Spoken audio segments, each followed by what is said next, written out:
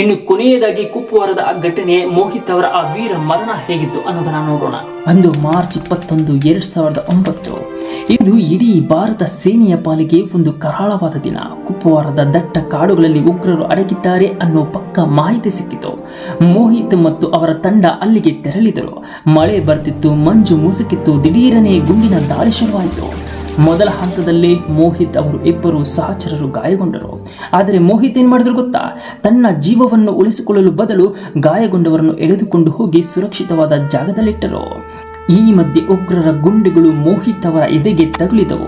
ರಕ್ತ ಚೆಮ್ಮಿತು. ಆದರೆ ಮೋಹಿತ್ ಶರ್ಮಾ ಅವರು ಸಾಧಾರಣ ಮನುಷ್ಯನಲ್ವಲ್ಲ. ಅವರ ರಕ್ತದ ನಡುವಿನಲ್ಲಿ ತೆವಳುತ್ತಾ ಹೋಗಿ ಇಬ್ಬರು ಉಗ್ರರನ್ನು ಹತ್ಯೆ ಮಾಡಿದರು. ಸಾವಿನಲ್ಲೂ ಹೋರಾಡಿ ಬಾಕಿಗಳ ಎದೆಸೀಲಿದ ವೀರ ನಮ್ಮ ದೇಶದ ಯೋಧನಾಗಿ ನಿಂತರು. ಇನ್ನು ಸಾವಿನಲ್ಲೂ ಮೋಹಿತ್ ಶರ್ಮಾ ಅವರ ಕೊನೆಯ ಮಾತೇನಾಗಿತ್ತು ಗೊತ್ತಾ? ಚಾರ್ಜ್ ಎಂದು ಘೋಷಣೆ ಮಾಡಿದ್ರು. ಅಂದ್ರೆ ಮುನ್ನುಗ್ಗಿ ಧ್ವಂಸ ಮಾಡಿ ಆ ಪಾಕ್ ನಾಯಿಗಳ ಎಂದು ಘೋಷಣೆ ಮಾಡಿದ್ರು. ಹೌದು,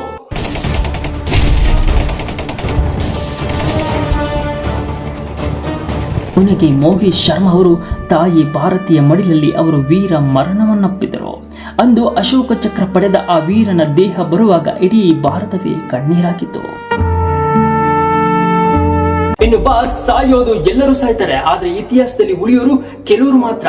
ಆದ್ರೆ ಮೋಹಿತ್ ಶರ್ಮಾ ಅವರು ಇಂದಿಗೂ ಸಹ ಕಾಶ್ಮೀರದ ಗಾಳಿಯಲ್ಲಿ ಜೀವಂತವಾಗಿದ್ದಾರೆ. ಇಂದು ಮೇಜರ್ ಮೋಹಿತ್ ಶರ್ಮಾ ಅನ್ನುವ ಹೆಸರು ಕೇವಲ ಒಂದು ಹೆಸರಲ್ಲ, ಇಂದಿಗೆ ಸಾವಿರಾರು ಯುವಕರಿಗೆ ಸ್ಫೂರ್ತಿಯಾಗಿರುವ ಹೆಸರಾಗಿದೆ. ಹೌದು, ಇಂದಿಗೂ ಸಹ ಕಾಶ್ಮೀರ ಕಾಡುಗಳಲ್ಲಿ ಇಫ್ತಿಕಾರ್ ಭಟ್ ಅನ್ನ ಹೆಸರು ಕೇಳಿಸುತ್ತಿರುತ್ತದೆ.